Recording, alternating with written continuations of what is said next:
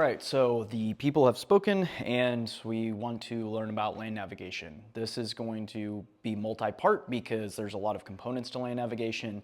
It's not just simply here's how you do it and you go out and do it. So let's get right into it. I'm gonna start with gear and equipment that you're gonna want whenever you go to land navigation. So map markers, Ziploc bag, because even if you go out to land navigation and they give you a Ziploc bag to put everything in, I recommend bringing a second one. And in that second one, you should have your additional backup supplies. So have an additional mechanical pencil, additional protractor, and whatever else you need in there, batteries, red lights. So make sure you invest in some good headlamp and handheld red light. Trust me, you're gonna want both. I recommend a small handheld red light like this one. Invest in a good small red light that takes batteries, not a rechargeable one.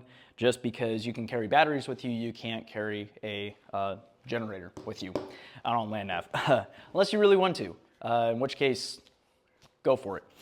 All right, so next thing is a little battle board. So what this basically allows you to do is have a hard flat surface to plot your points on. And that is something I noticed that a lot of people, when they went out to land navigation, didn't have anything like this. They were just plotting on the ground. And that is a technique. Unfortunately, plotting on grass and uneven surfaces does not give you pinpoint accuracy.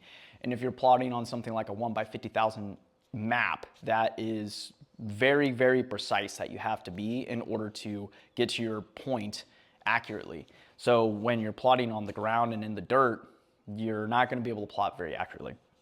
So I would recommend making yourself a little battle board. So these were just things that were in my unit that I utilized because it's a nice hard surface. And we put document protectors on the front. As you can see, you got multiple slots. So you can put your map, your test sheet, your protractor, whatever else in here and keep it relatively protected from the elements. I would really recommend plexiglass though, because this is, while it is lightweight, plexiglass is clear. So what you do is you make one like this, you take another side, put it next to each other, you tape the middle, now you have basically a book that is hard.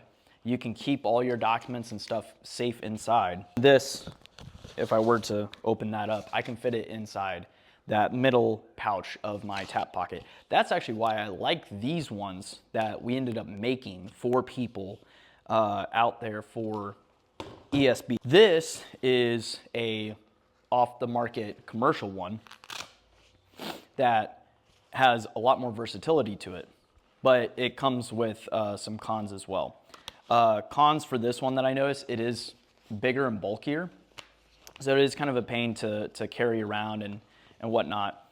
I don't really like the Velcro strap on it. Pros and cons, right? Like I have to open this up every single time I want to look at anything.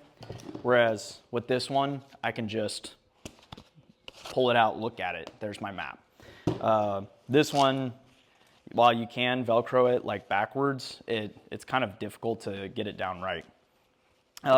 Pro to the Velcro strap though is I would just put it around my kit like that so that it stays right in front of me. I know it's not lost. It's literally right there. And it's easy to access. Now I put some aluminum tape here, and aluminum tape basically, like if you get some light on it, you charge it up, it creates a light surface. You can't really tell, but I can already tell from my angle that it's generating some light from absorbing light outside so that you can actually see contour lines when you're putting it close to your map, as opposed to your red light, which washes out the contour lines because contour lines are red. So that makes it a little bit more difficult. So you can invest in one of these. Most people are gonna resort to this option. Like I said, I actually really like this option. I think this is very, very feasible for anyone to make. You go to Lowe's, you get some plexiglass, you ask them to cut it down to whatever size you want, and then you can just make this at home for a couple bucks. Basically what the Ranger Joe's protractor does is that it allows you to get accurate markings on the protractor because it doesn't have any of that extra plastic that's coming up and out from the triangles. there's actually not even the black line. The black line represents where you should be plotting your point on your protractor. This is perfectly cut to where there's not even the black line. You line this up perfectly along your grid lines, and your mechanical pencil, like when you line it up just right against the plastic, you're dead on where you should be plotting. So next thing, let's talk about the compass, because another thing I noticed, a lot of people were having fake compasses out there, Temu, Wish version compasses. But so the compass that you should have is one issued by your supply.